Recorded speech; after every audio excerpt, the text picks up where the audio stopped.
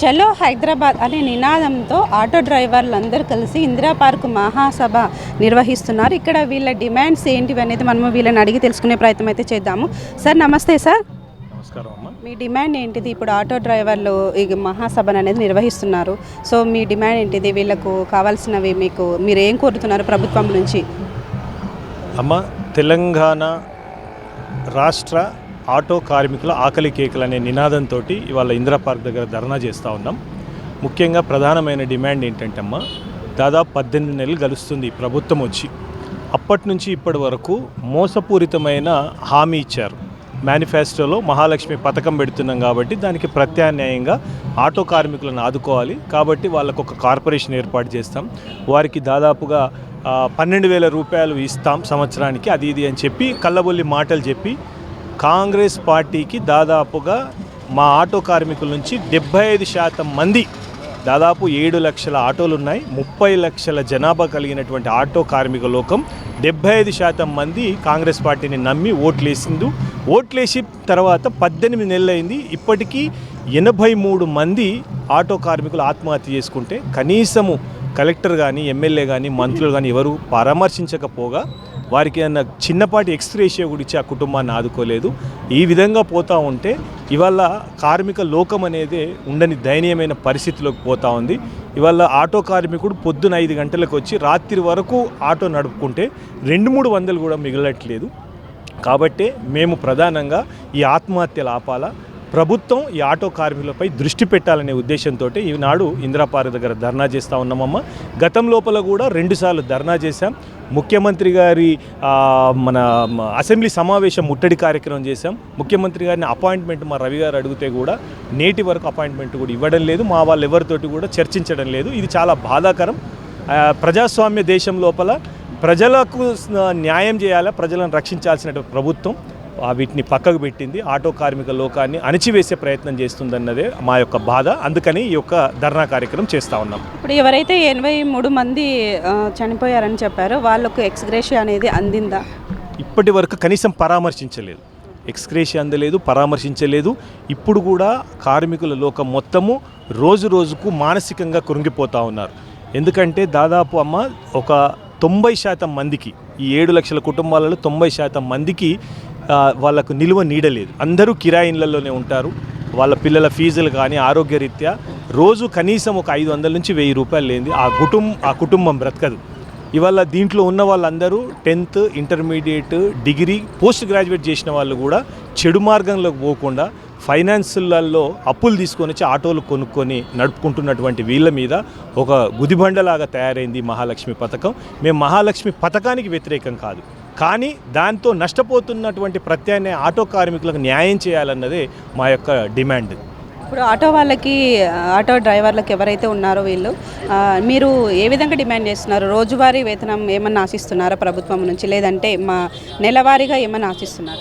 మేము 18 నెలల నుంచి ఒకటే కోరుతా ఉన్నాం, దయచేసి ఆటో కార్మికుల వృత్తి కింద ప్రతి నెల 12,000 రూపాయలు ఇవ్వండి.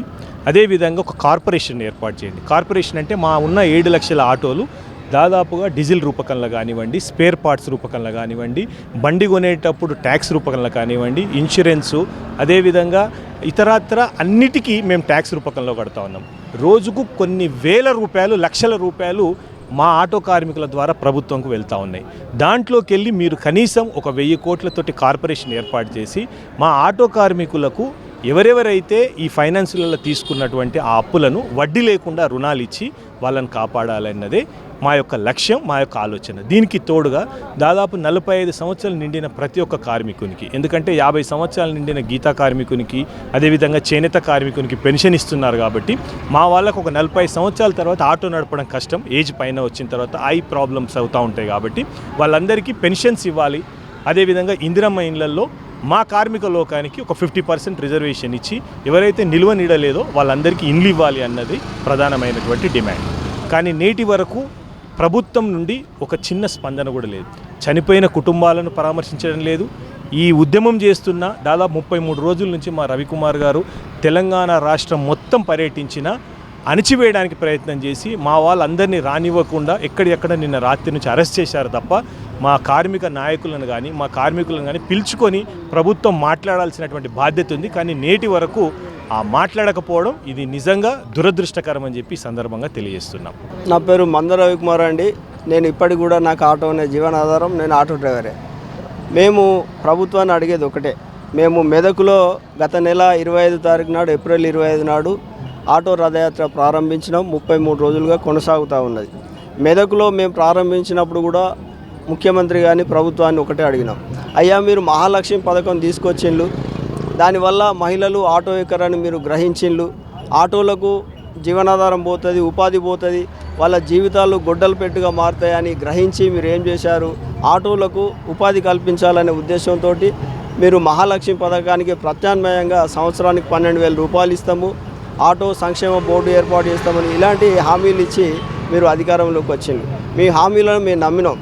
సరే పెడతానంటే ఎవరికైనా ఆశే, కొడతానంటే భయం అన్నట్టు మీరు పెడతానంటే మేము నమ్మినాము, మీకు ఓట్లు వేసినాం. 30 లక్షల ఓట్లు మాయి, మేము ఓట్లు వేస్తే మీరు అధికారంలోకి వచ్చింది. ఆ రోజు నుండి కూడా అడుగుతూ ఉన్నాం, మీరు ఎన్నికల ముందు ఇచ్చిన హామీలు ఏవైతే ఉన్నాయో వాటిని నెరవేర్చండి, వాటిని తక్షణమే అమలు చేయండి. ముఖ్యమంత్రి హోదాలో మీరు కనీసం ఎప్పుడు చేస్తారో నాన్న చెప్పండి అని కూడా మేము అడిగితే ఈ రోజు వరకు కూడా స్పందించకపోగా మా మీద అక్రమ కేసులు, మా వాళ్ళు వేలాది మందిగా తెలంగాణ రాష్ట్రంలో ఉన్న నలుమూలల నుంచి ఎక్కడెక్కడ నుంచి వస్తూ ఉంటే మీరు బలవంతంగా ఇళ్లలో జొర్రి పోలీస్ స్టేషన్లో పెట్టి, బస్టాండ్లో ఉన్న వాళ్ళని పోలీస్ స్టేషన్లో పెట్టి, రైల్వే స్టేషన్లో ఉన్న వాళ్ళని పోలీస్ స్టేషన్లో పెట్టి అక్రమంగా పోలీస్ స్టేషన్లో మా వాళ్ళని అరెస్ట్ చేసింది. ఈరోజు మేము హైదరాబాద్లోనే ధర్నా చేయాలనుకుంటే మీరు రాష్ట్రం అంతటా కూడా ధర్నా చేపిస్తూ ఉన్నారు. అన్ని పోలీస్ స్టేషన్లో మా ఆటో డ్రైవర్లు ఉంటారు. సరే మీరు ఎంత అరెస్ట్ చేసినా కూడా మా నాయకులు, మా కార్యకర్తలు, మా డ్రైవర్లు, ఓనర్లు కూడా ఎంతో చాకచక్యంగా తప్పించుకొని హైదరాబాద్ నగరానికి చేరుకున్నారు.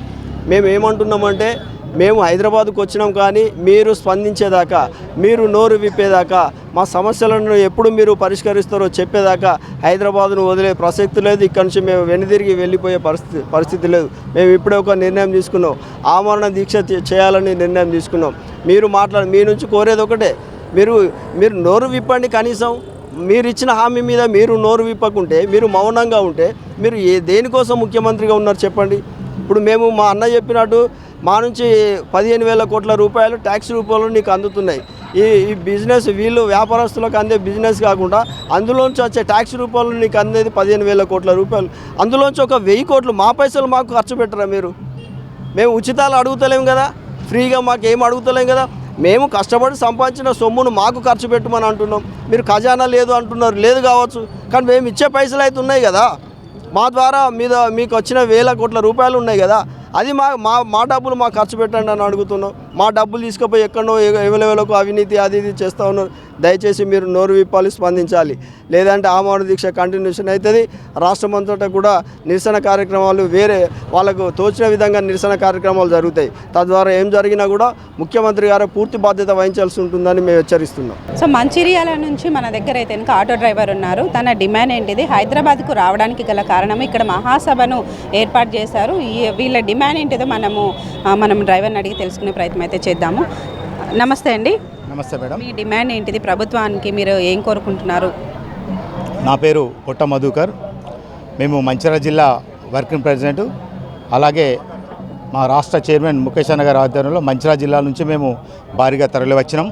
ఈ సందర్భంగా మా అందరిది ఒకటే డిమాండు, అయితే కాంగ్రెస్ ప్రభుత్వం మహిళలకు ఉచిత బస్సు ప్రవేశపెట్టి మాట ఆటో కార్మికుల బతుకులు రోడ్డున పడేసింది కాబట్టి ఆదుకోవాల్సిన బాధ్యత కూడా ప్రభుత్వం అందే ఉంది.